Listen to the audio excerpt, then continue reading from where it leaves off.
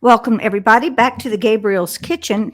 And for the next few sessions, we are going to be looking at the book written by Sergey Prokofiev. It's entitled The Occult Significance of Forgiveness. And for all of you who don't understand what the word occult means, it is just another word for hidden. It doesn't mean that this is filled with witchcraft or something that people might interpret the word occult currently to mean. Now, getting beyond that, we're going to start taking sections out of this book. It's about forgiveness. We believe that this is a topic that we need to approach now with all the evil in the world and how we're going to handle it. I'm going to start out on page 13. Douglas is here with me. Douglas, I'm going to read this, and then, of course, you're going to elaborate on it probably more than Prokofiev ever did. And when you come to the microphone, also give people tell them a little bit about Sergey and why he is important in the anthroposophical movement. So I begin on page 13. And fourthly, the fifth petition of the Lord's Prayer has a direct relationship to the central problem of the fifth post-Atlantean period, epoch, that of evil. For just as the principal inner problem of the human soul in the fourth post-Atlantean epoch was that of birth and death, together with the need of physical support for the earthly organism throughout the period of earthly life that derives it. So the principal inner problem of the human soul in the modern fifth epoch is the encounter with evil and the finding of a right relationship to it. For while the first three petitions of the Lord's Prayer relate to the divine spiritual world, and the fourth petition to the earth and to the essential nature of man's physical incarnation thereon, the last three petitions have a direct relationship to the problem of evil and refer to the need for an ever more active and conscious opposition to it. Yeah, that's right, Tyler. As a matter of fact, when you say occult, you should just substitute the word esoteric. In other words, hidden. In other words, that which you need to find in the unseen world, really.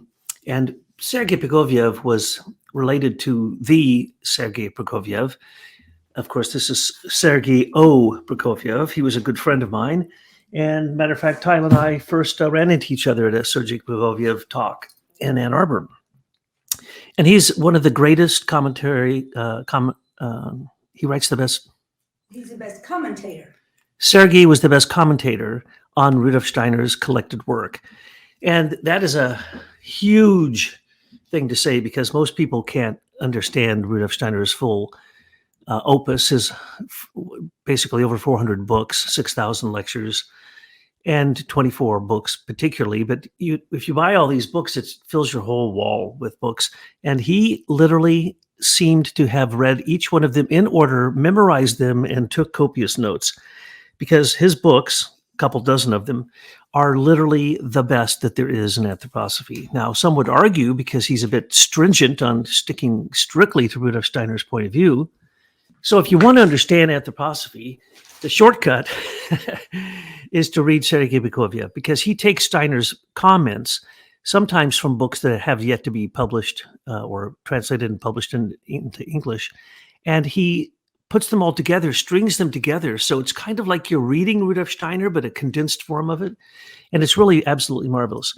Now, he's Russian, of course, like the original Sergey Prokofiev. And when he came to Dornach, he was considered the rage. It was just shocking. Everyone thought Rudolf Steiner had reincarnated because this young man, when he came there, was so studious. He was so holy, really. He has an atmosphere of holiness around him. And to this, he died a few years ago, and we have basically taken up the banner and continued his work because we have such respect for it. Now, in this book, The Occult Significance of Forgiveness, or the Esoteric Significance of Forgiveness, you can say that this was his mission. He had stated before he died in one of his books that he came to Dornach, Switzerland, for 5 reasons. And one of the reasons, actually the top reason, I believe it was that he was going to try to help them get over the fights that have split the society down the middle repeatedly. And so he came and he gave this lecture course on the occult significance of forgiveness, and it was the rage Everyone believed that he was what Rudolf Steiner called the reincarnation of Tycho de Brahe, who Rudolf Steiner said when he reincarnated at this time would have all answers to anthroposophy. And in fact, I would have to say that Sergey has given out most answers to anthroposophy, maybe not all of them, but then he died fairly young. And I'm sure that had he continued, he would have continued to reveal the greatest secrets in anthroposophy. Now, in this book, The Occult Significance of Forgiveness, he points out that, as was just heard in the quotation the title just gave you, that during the fourth incarnation of the earth, the mysteries of birth and death needed to be understood. Well, we would call that Atlantis. So during the time of Atlantis, birth and death, that was the big issue, because people were falling into their bodies so far that they forgot that they came from the spiritual world before birth and went to the spiritual world after death. And now, today, people deny that completely. They have no concern about anything before birth or after death. They are focused totally on the present. But in our post-Atlantean age, it is the mysteries of evil that we must grapple with. Now, Rudolf Steiner and Prokofiev point out quite readily that we are not to combat evil and think we can defeat it. Oh, no, no, no. We are to understand evil. Now, let's put this in perspective. In today's world, anytime someone doesn't agree with you, the commonplace thing is to say they're pure evil. Why? Because they aren't in agreement with you. And that's how dichotomous the polarity, the duality that we've come to in our cultural world is that anyone who doesn't agree with you is pure evil. In fact, though, there are literally cults out there that worship evil. They worship Satan, they worship Lucifer, they worship Ahriman, they worship every type of evil there is. As a matter of fact, the more evil it is, the more followers go and cluster around this complete nonsense. But let's put this in perspective. All of us commit evil all the time. We don't know it because we just aren't evolved enough to know that in everything that we do, there is karma, good or ill, that we create. Most people don't know that. And so basically they ignore it. They try to play like it doesn't exist.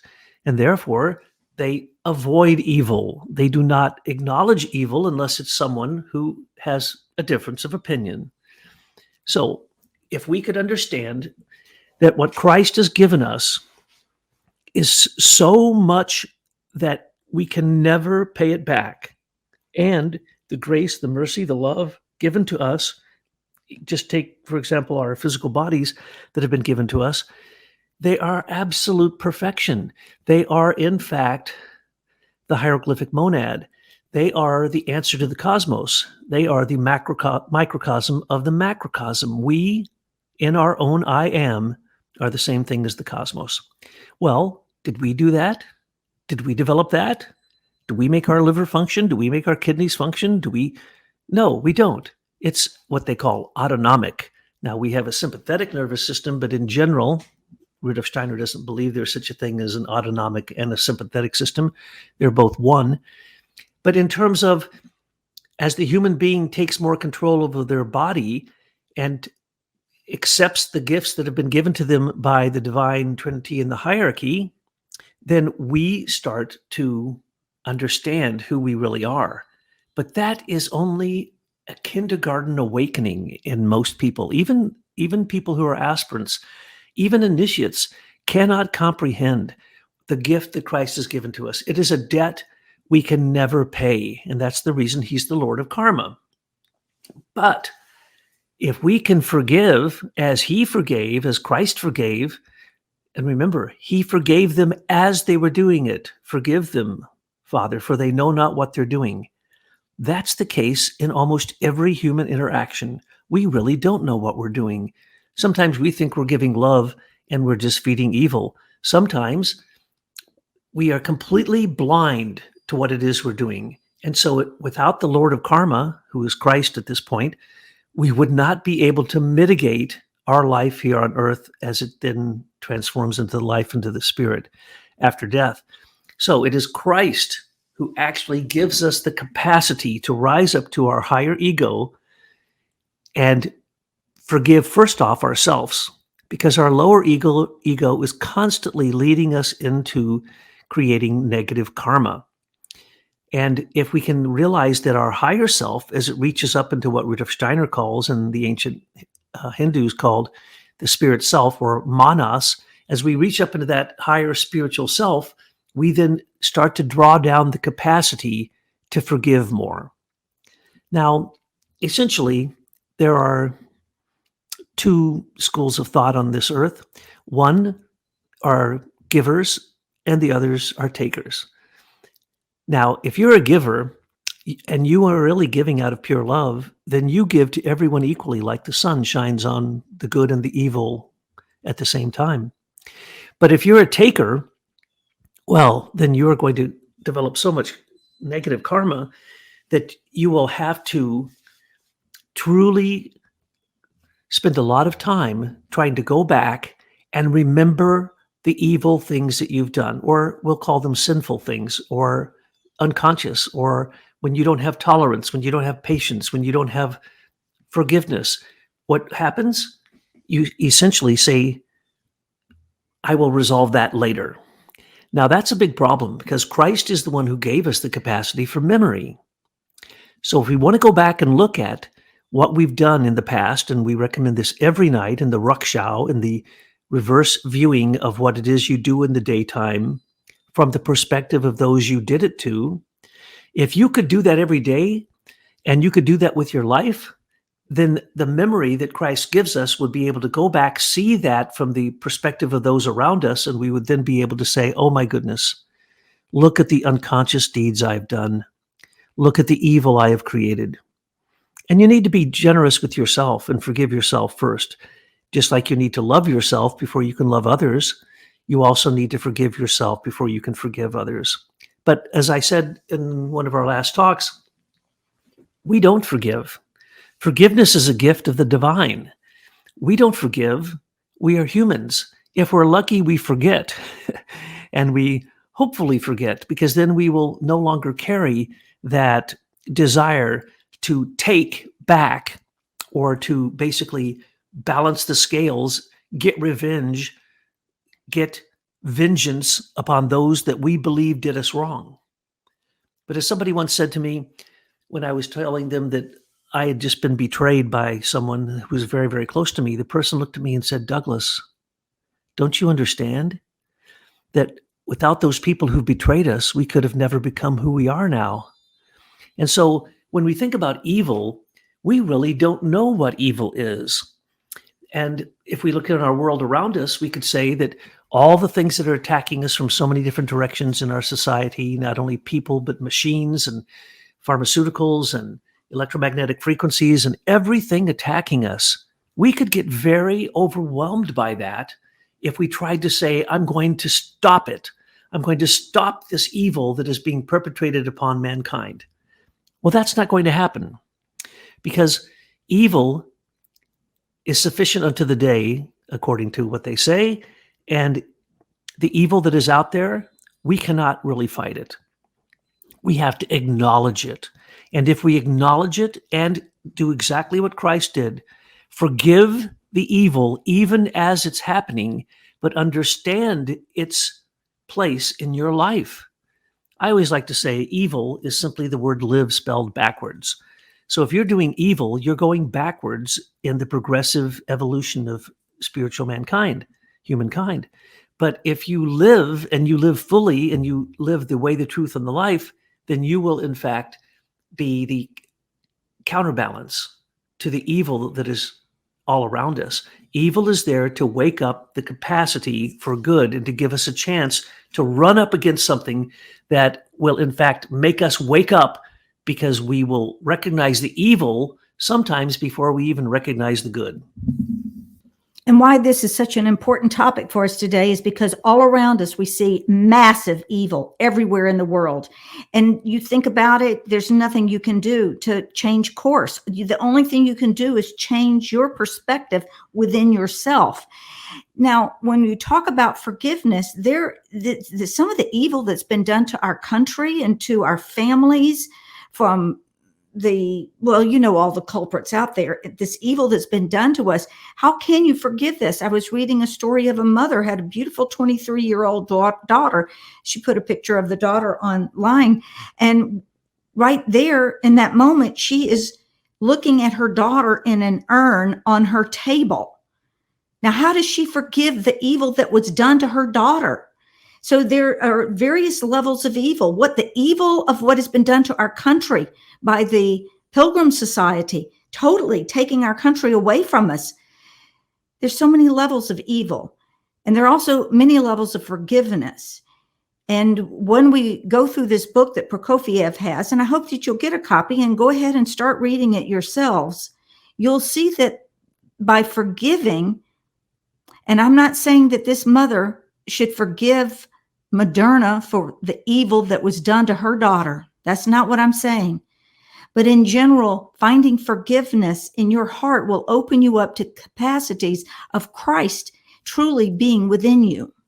Yes, the dichotomy of good and evil, particularly for Sergey Prokofiev, was seen in the Central Committee of the Anthroposophical Society. When he got there, he noticed that there were factions, many factions, and they were all fighting against each other. Well, this started literally at the very moment that they had basically ended Rudolf Steiner's funeral. In the car coming back, a fight started. And then when they had their first committee meeting where Rudolf Steiner had appointed those people to be the Central Committee, someone passed around a picture of Alexander the Great. And on the back it says, "Okay, what are you going to do now?" Something to that effect. And they passed it around and gave it to Ida Wegman because it was said that Ida Wegman and Rudolf Steiner had had multiple incarnations together, and that they were saying that Steiner was Aristotle and that Ida Wegman was Alexander the Great. And Steiner had chosen Ida Wegman to lead the first class, which is the first class of the High School of Spiritual Science, a special secret esoteric training for those who decided to go one step further than just joining the Anthroposophical Society. Well, this became an outright fight because they all wanted to choose who they wanted to be the leader, not who Rudolf Steiner had chosen to be the leader of the first class. Now, there was no second class yet or a third class, but Marie Steiner was to be the head of the second class, and they did develop what was called, well, basically it was a rewriting of Freemasonry. It was called it was basically an intellectual version of the moral training in Freemasonry, but it didn't really get that far, and it was later somewhat dropped. It still goes on today among some people. So Marie Steiner was to have her place, and then there was to be the third class. And essentially, this fight happened between Marie Steiner, Albert Stephan, Gunther Wachsmuth, against Ida Wegman, Elizabeth Verdee, George Kaufman, and others. And so literally the society split down the middle the minute Rudolf Steiner was dead. And so this is the kind of polarity that we see in today's world, to immediately assume that if someone doesn't agree with you, then you're pure evil, and the fight should happen, and there should be a bifurcation. There should be a separation between those who think they're right and the others who think they're wrong. I'm taking this microphone away from you because I really don't care about the Anthroposophic Society. I was a member for many years, and then I just saw it falling apart. And also I would caution parents, if you're thinking about putting your children into Waldorf schools, make sure you look at the personnel that are teaching them. We find that many of them have never studied anthroposophy, and they're trannies in the classroom trying to groom your children. Just because a school says Waldorf on it does not mean they adhere to the principles of Waldorf education. And just because they say they're the Anthroposophical Society does not mean that they promote the teachings of Rudolf Steiner. Just look no further to Dornoch, that supported the vaccinations. Pure evil. Now that's evil, Douglas. And let's get back to the topic here. The fifth epoch is the encounter with evil and finding of a right relationship to it. What does that mean, to find a relationship to evil? Well, we are the recapitulation at a higher level of the ancient Persian culture. And Rudolf Steiner pointed out that in the future, it will become ever more so that what the great being Mani, who started Manichaeism, merged in terms of what the Persians believed, Zoroastrianism believed, Christianity, Buddhism, and other religions. It was a syncretic religion. Mani thought that he could, in fact, mitigate this war going on between Ahura Mazdeo, the Christ coming from the sun in the rays of the sun, and the evil of the earth called Angrimanu or Ahriman. Well, let's look at what Zoroaster did. He received a golden dagger in the rays of the sun that he could penetrate the darkness of the earth, and he basically did the hybrids of the grasses of the field with the lilies and gave us our grains, and took the rose and merged it with fruits and gave us basically our fruit trees, as well as he domesticated animals. So he took what was the darkness of the earth and didn't just condemn it. He worked with it. He transformed it so that the darkness, the evil of the earth, the evil of Ahriman, the evil of Angrimanu would then become basically the sustenance of life. Well, that's what we're supposed to do. We are not supposed to go out and think that we can confront evil. Why? Evil, in most cases, it's a fallen hierarchy. So let's say an angel falls down to the earth and does that consciously. Well, that being is going to be incredibly intelligent. They will not be limited by space, time, and consciousness. And so the evil that we're fighting in many cases, we're not fighting against human evil, just people basically not rising up and becoming the spiritual beings they're supposed to be. We are fighting principalities, dominions, and the higher hierarchy in some cases. Well, we can't defeat them. We're not supposed to defeat them. As a matter of fact, the hierarchy, in almost all ranks of the hierarchy, they have fallen back, sometimes on purpose, sometimes by their own egotistic choice. And for a certain period of time, they actually rule. So the evil that we see all around us is supposed to be here, but we can't go out and conquer it because, in fact, these may be humans possessed by fallen hierarchical beings. So when angels fall into electricity, good angels are pulled down and their shadow, not them particularly, but their shadow falls into electricity. Every time we turn on the switch that brings light into our room, if we don't thank that angel, we've just created karma. We've just created evil. Because why? We're luciferically so prideful that we think we deserve electricity. We think we deserve a telephone that can make you seem omnipotent, omnipresent, and omniscient. Because with your telephone, you can look up anything. You can contact anywhere in the world. And you can actually set applications into movement that can do things that are far, far beyond what any one human being can do. And to think that you would so egotistically believe that that telephone is something you deserve? No, that telephone is pure evil. If you do not acknowledge all the gifts of the humans that had to go into programming it, all of the luciferic beings that inspired those great engineers, all the Ahrimanic evil that has been created to make that device literally a box full of evil. Now, can you do good with it? Yes, you can. But inherently, if you're unconscious, it is evil. It is fallen beings. And so we have to struggle with this. And it's not going to be easy. And there are 7 great mysteries that Rudolf Steiner talked about. Prokofiev talks about it in the book, but he only mentions 2.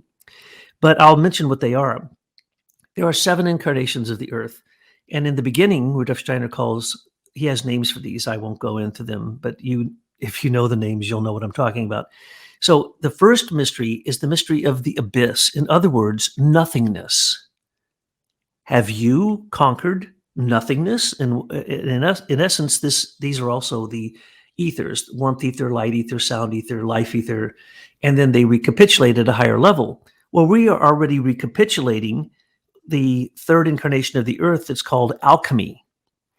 The 2nd incarnation of the earth dealt with number. In other words, the etheric body.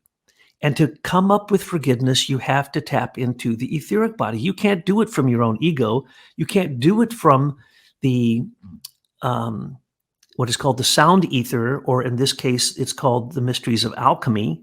So it's the mysteries of the abyss. Well, many people are terrified of death. You wouldn't be terrified of death if you had conquered the mysteries of the abyss in a previous incarnation. The mysteries of number, That's the etheric body. That's time. So that's space, time. And then the third one is alchemy. That's consciousness.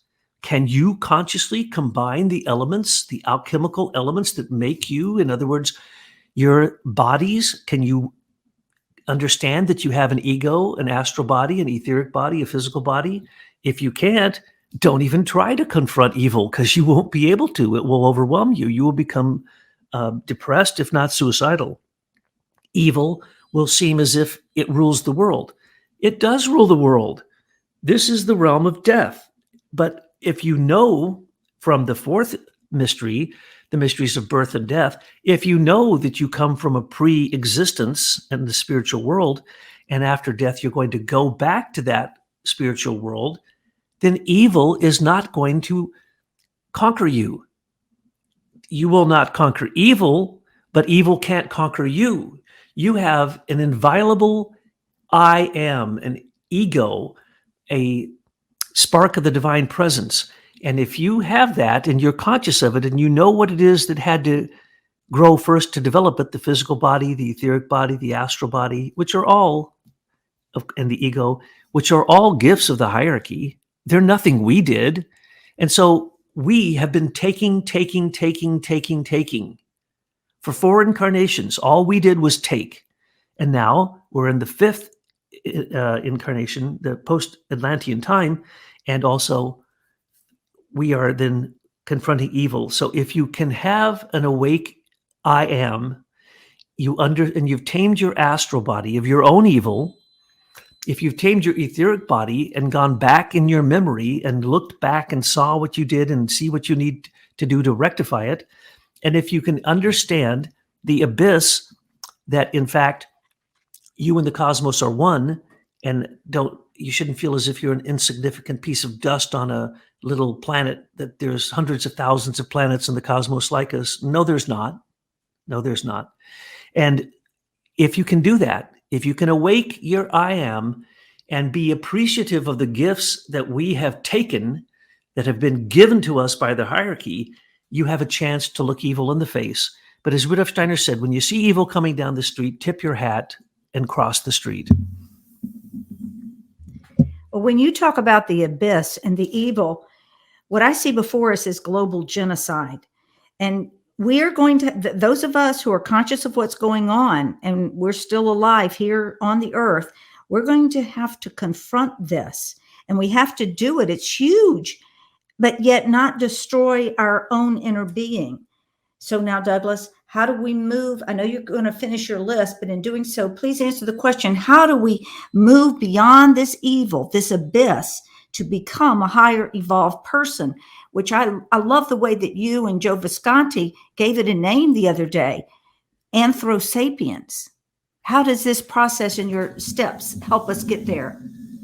Well, if we can conquer evil in the 5th mystery, then we go to the 6th, and that's when you would become an Anthrosapian. In other words, not just a wise human, but now a wise human who understands the evolution of humankind in relationship to the spiritual hierarchy.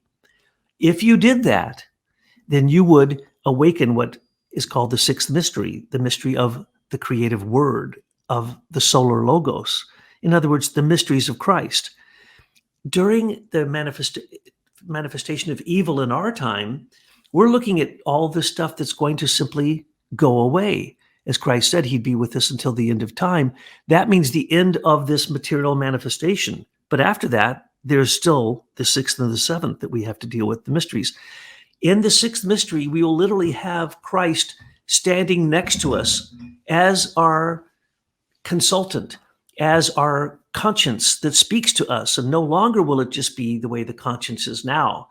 The conscience arising out of the ego in the mind of the heart, and in the awakening of the kidneys and the heart work together to develop what is called the conscience. Well, that conscience right now, when you go to do something, it'll tell you when you've done something wrong. In the future, with Christ standing next to you and Sophia on the other side, instead of Lucifer and Ahriman, what we'll actually have is the ability to have direct communication with wisdom and love.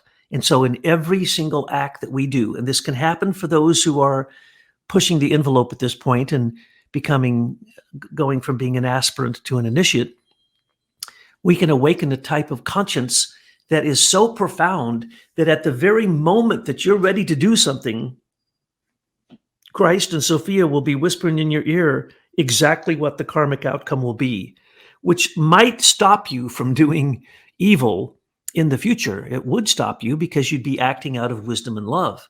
And so that's the antidote. Evil can't be conquered with the same evil that it was created. In other words, if you want to say, I'm going to go to war with evil and I'm going to kill every evil person, then you're just going backwards. You cannot solve the problem with the same thing that created the problem, which is falling backwards in evolution. But look, everywhere we see in the world, war. We don't see Christians treating people like other Christians. We don't see love ruling the day. Well, We how don't see can wisdom. we? We've been attacked by the Babylonian Radanites for thousands of years. That is the evil that's here, and it just grows. When I see posts of people that are saying no amnesty, they're calling for executions of these evil people. I hear you. I understand that sentiment, but where does it stop? At what point do you become the very evil that they are? If we take the perpetrators of the worst evil that we've seen, the pharmaceutical World War III, and we simply go out and murder them, what will happen? Well, they're not evolved beings. And in many cases, they're either obsessed by evil or they are possessed by evil. So if we go out and use evil on them and perpetrate the same evil upon them, they'll just reincarnate with a greater impulse for more evil next time. Now, one can say, okay, we can wait for the rapture. We can wait till we evolve into that sphere that in the next incarnation of the earth called Jupiter, where we are no longer on the earth. So the evil remains on the earth. And then there's the eighth sphere, which is nothing but pure evil. And those are people who have consciously fallen back in their evolution on purpose, absolutely consciously. But then there's the people who just do it because they say, oh, they never wake up in their whole life. They're just, they try to be good people, and then that's it. They don't spend any effort looking at evil. They don't see things as evil. They drink tap water. Somehow they drink tap water, not knowing that the most poisonous fluoride byproducts are in it that will kill your capacity for higher thinking. But that's okay. They don't mind. They continue to drink the tap water. They continue to do things that they know are absolutely wrong. And basically, those people are also moving backwards. So you must confront evil. You must see it for what it is. Eradicate it from your own life as much as you possibly can. Get on the other side of the street. Go to the other side of the street and forgive evil. Because as a person who's had a lot of experience with evil and what people would call the worst types of evil, possessions and such things, I can tell you that you can't conquer those beings as a human being. You have to rely on Christ. Without the power of Christ in the hierarchy, in the Trinity, you have no power over evil whatsoever. So if you do not pray, fast, prepare yourself for the confrontation with evil, it will absolutely mesmerize you, fascinate you, pull you into its own action, and you will actually think you're doing good. For instance, anthroposophy, as we pointed out, is now being used by evil. And the people running the Anthroposophic Society, one could actually say, are possessed by evil. And don't forget many of the Waldorf schools the same way. Absolutely. Matter of fact, one of the biggest, most popular teachers in anthroposophy right now is one of the most, he's basically promoting evil in its purest form, taking Rudolf Steiner's words, twisting them up so that you think Steiner actually said that, but he said the opposite. And that same thing happened with Aristotle. Some would say Aristotle and Thomas Aquinas were both incarnations of Rudolf Steiner. Well, look what happened with Aristotle. It led into modern science, one-eyed, colorblind, deaf, and dumb science. It's nothing more than worshiping a new religion. It has nothing to do with consciousness. Science is not consciousness. It's the lack of consciousness. It's fascination with evil is what it really is. And then when you go to the seventh aspect, It's divine bliss. So at a certain point, what scared us to death, the abyss, literally becomes something that we can live. We're happy to jump into the emptiness of what people call space, but it's not really space. It's a spiritual substance before space. You can see this now all over the place. Facebook has now posted again and again what science has discovered, that before our universe, there wasn't a big bang. There was another universe. It's a cyclic, recurring creation. It is not a one-time big bang. That is pure stupidity. That is an evil thought of a very high being that has been propagandized into the worship of science, which is literally across the threshold, going down, not up. So when they talk about CERN and they just discovered 3 new particles, no, they didn't. Or that they're going to discover the threshold of the spirit to multiple dimensions, no, they didn't. Or that they're going to create black holes, no, they're not. None of that's true. None of what science is telling you right now is true unless it starts with the human being knowing the mysteries of the abyss, of number, of alchemy, of death, knowing the mysteries of evil, and moving towards the mysteries of the creative word, the logos, and divine bliss. In other words, union with your highest of high selves. There's 3 selves that are in the spiritual world above us. And when we conquer the evil inside of ourselves, we conquer one of those spiritual natures. When we connect to the creative word, the logos, and become co-creative, that's another one of our spiritual natures. And when we directly connect with the highest, we literally attain divine bliss. But it's not the kind of bliss that we have here in the physical world. So these mysteries, which I haven't spoken about, but I'm thinking about doing a talk on this with the Akashic talks that we do, because these must be understood by the human being. And right now, people have forgotten that we conquered and should have conquered in previous incarnations the mysteries of birth and death, so that we know that what we bring as capacities into this life, those are proofs of prior life in the spiritual world. And those who can go beyond the threshold into the realm of the afterlife, if you haven't understood that, don't even attempt to try to conquer evil. Steiner said it's not in our age the mission to conquer evil.